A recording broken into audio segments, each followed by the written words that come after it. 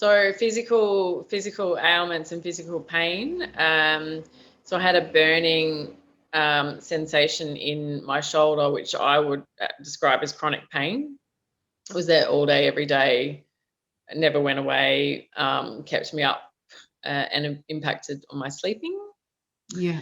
And sciatic pain that comes and goes as well, but makes my back and leg and hip really quite challenging at times.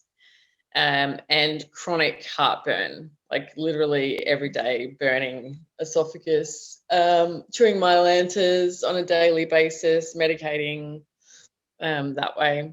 Yeah, it's pretty awful, really, when you think about. When I get it now on the very odd occasion, I'm like, how did I have this all day, every day, and just live my life?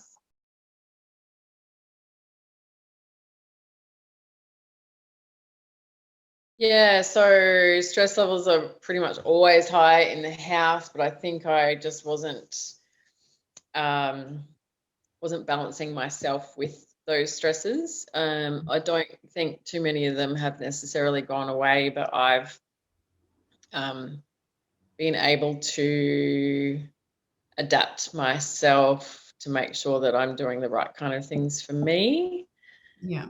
And just moving on some anger and some frustration and some stuff that I just kept pushing down deeper and deeper, which always ends up coming out in really stressful situations, to the point that I was reacting or overreacting to stuff, especially with the kids and the family. It's just that one thing that tips you over the edge, and that one thing that gets a reaction. The kids see one small thing and then just get this enormous reaction because it's like a month's worth of shittiness. So yeah, just trying to process that a bit more for me, so they're getting a reaction that meets their that meets the situation, that's that balances the level.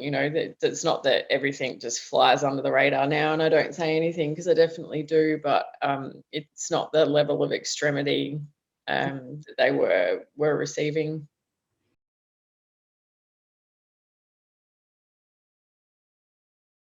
The heartburn is like literally 98%. I think there is a little bit of diet in there, but for me, I'd rather have the heartburn and yeah, I don't know. I eat stuff that I know I shouldn't, and I definitely drink stuff that I know that I shouldn't, and then the next day, but it's literally like once a month, and it's gone from 24 hours a day. So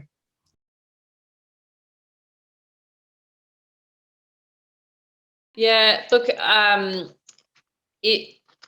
have very little pain anymore. It used to be quite debilitating, to the point that, walking, sitting, standing, laying down, it was very difficult to find a spot that was comfortable with it.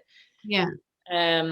So it's, again, like once or twice a month, if I'm making poor choices and doing silly things, like it'll niggle, but it doesn't stop me from doing anything.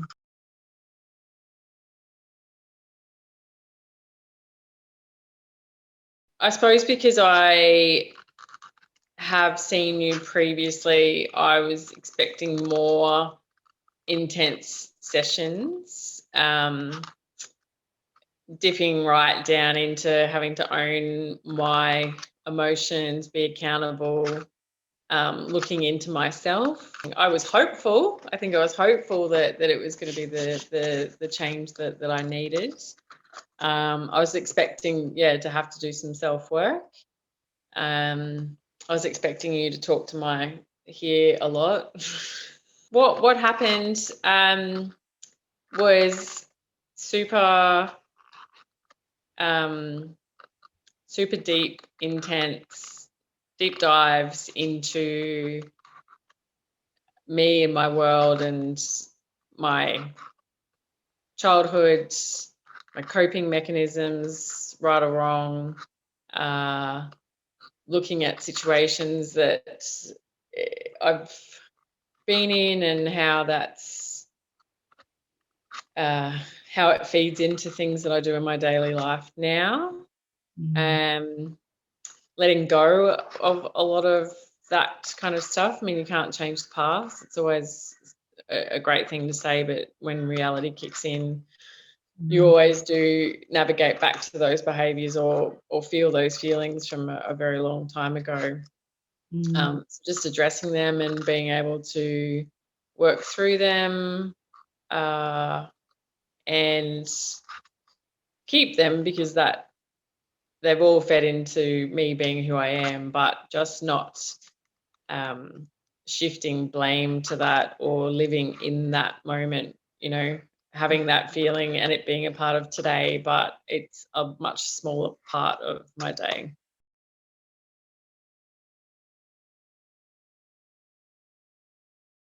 There was a lot of stuff from that primary school age or that tween age that some bitterness, I suppose, is probably the best way to explain it. It was actually a lot easier to shift than I thought it would be. I don't think it was difficult. I mean, you've got to want to put the work in, though. I mean, if you want to come to a dozen sessions and then think that Vanessa's just going to flush everything out and you can just lay there, then that's not what it is. You've got to want to be accountable. You've got to want to reflect on good, bad, indifferent. You've got to want to open up to it and do the work and be accountable for yourself.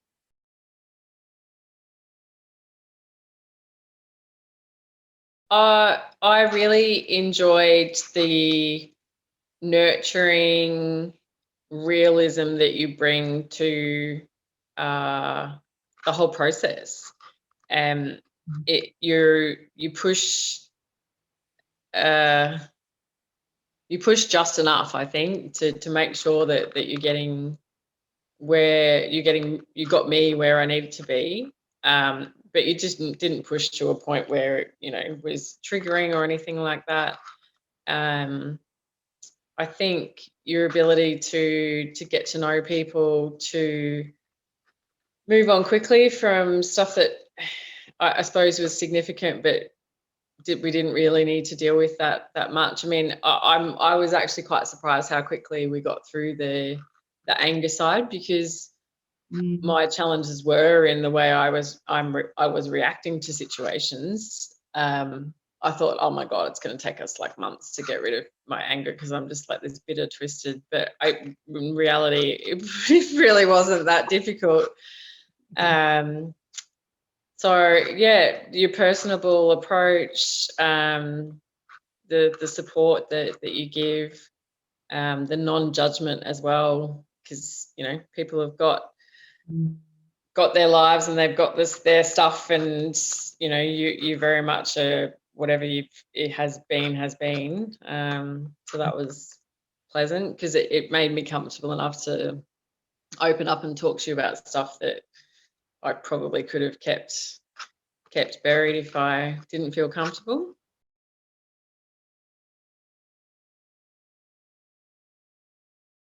I am surprised on the self-reflection that I have done. In the past, I've always had memories come up and I shut them down really quickly, but now they still come up for me, but I can sit with it and understand it a little bit more. And I'm not trying to quickly go, oh shit, stop thinking about that. It's just like, well, that is what it is. And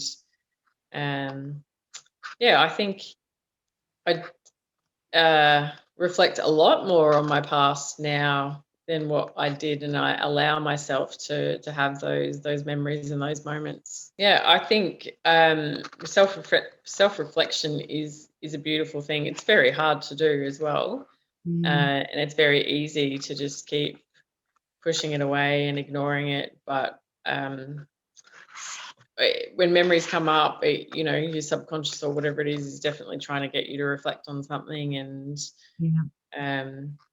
I don't see the situations as negatively as I think I felt them at that point. It's just, it is what it is. I reflect on it. I have that moment to think about what it's telling me or showing me, and then I just kind of move forward really quickly.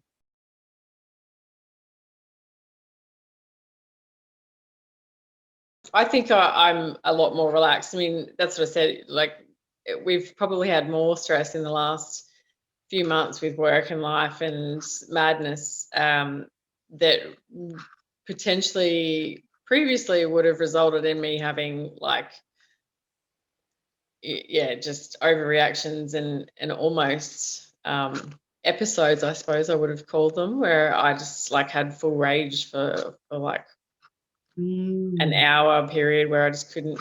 Now, yeah, I wouldn't say I'm this hipster parent that doesn't say anything about anything, but I set the kids up for success, and I set myself up for success. I tell them when I'm getting frustrated. We've got a lot more tools in place for them and I, so they're pretty clear on expectations. They're helping a lot more, and I'm a lot more relaxed. And yeah, I'm telling them now when I'm getting frustrated with stuff, as opposed to just leaving it and exploding later. No, I look, yeah, much gratitude. Honestly, it's been a really great process, and it's had a huge impact. It's had a gradual impact, but then on reflection back, it's had an enormous impact. So yeah. Yeah, that's great. And I think gradual, you know, because it's like losing weight. People say, "Oh, I'm not losing it fast enough." I'm like, well, that's because it needs to stay off. You Yeah. know, once it's off, it's off. Once it's out, Yep. it's out. Once you learn the tools, and you can never go back from that. You just have to keep checking in with yourself and going, Yeah. which you're doing now. You're doing the self-reflection, and really, that I think is really the key to moving forward in life. You're doing really well. Well done. Yeah. Done really Yeah. well. You know, it's been great working with you. I've loved it every minute of the way. Yeah. Thank you. No, it's been awesome.